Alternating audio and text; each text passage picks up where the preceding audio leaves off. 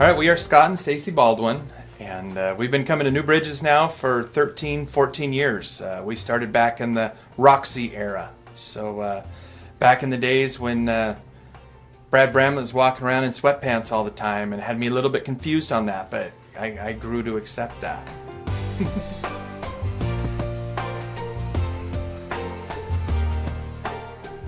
I fell in love with New Bridges, and the boys at the time were 3 and 6, and they enjoyed it and liked the super church part of it. And so I started dragging Scott along, and he quickly adapted to Pastor Brad and his sweatpants and visors. And so we were still just kind of coming hit and miss. We were probably the stereotypical 2.1 church attendances in the month, and shortly after we started coming, Jackson was diagnosed with cancer, and that really, of course, rocked our world. And the church at that time, even though we were new, just rallied around us, and it really helped us to get through that whole time frame.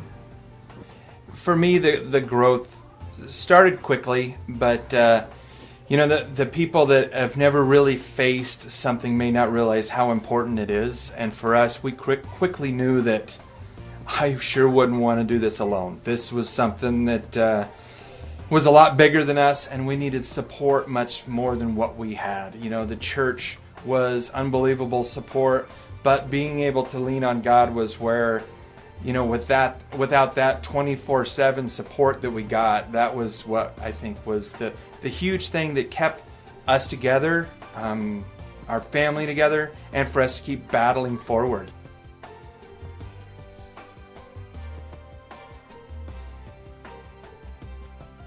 When Jackson was just about to have his 10th birthday, and the real seed of it was when he wanted to have a party and have people bring money instead of gifts, and then help a child that was going through a bone marrow transplant and donate that money to him. And he didn't make that birthday party. He passed away just before that, but it was the start of it. And then afterwards we realized, we've got this seed money, we've got to do a little bit more with it. And that's when we thought, let's take it another level and let's have this auction.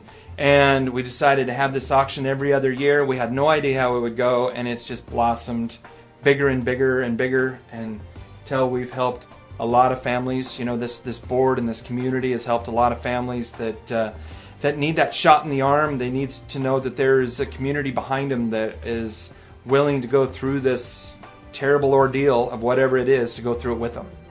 It's always rewarding. Sometimes I think it's difficult because I feel like I have to give sometimes a piece of myself to people. And it takes a lot out of me, probably more than it should.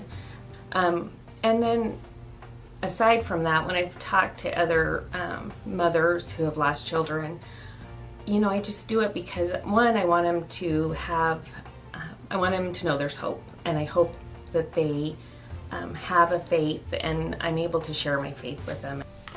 I would say early on, it was our words that we used to talk to people, and it just wasn't working. Mm-hmm. And as soon as we started using God's words, it changed a lot. Matthew 6:34 was, therefore, do not worry about tomorrow, for tomorrow has enough worries of its enough own. to worry about its own. And we've used that so many times for people that are struggling, and just to let them get through the day, get to the next day. And we're constantly using that. It's what we lived by when we were struggling, and it's now something that we help others, that there is light at the end of this. So, well, I would encourage people to just do it. It doesn't have to be big. It doesn't have to be financial. It can be mowing someone's lawn if you know that they're having medical issues, or it can be buying somebody a pair of shoes that that they need a pair of shoes. It doesn't have to be a big, grand scheme of things. Some of the things that meant the most to us is that we, to this day don't know who did it, but I know our lawn was mowed for us a few times, or our house was cleaned for us a few times, and we have no idea who it was. And they did it not to be thanked or not to be recognized, but they just did it to do it. And that's what I would say. Just get up and do it. Yeah, and I think both of us kind of feel this way is that at the end of the day, the week, the month, the year, what are you doing to help your community, your church? You know, what are you doing? Because we kind of look at it as if not you, then who? So it's, you know, if we're able to do it, so we want to do it.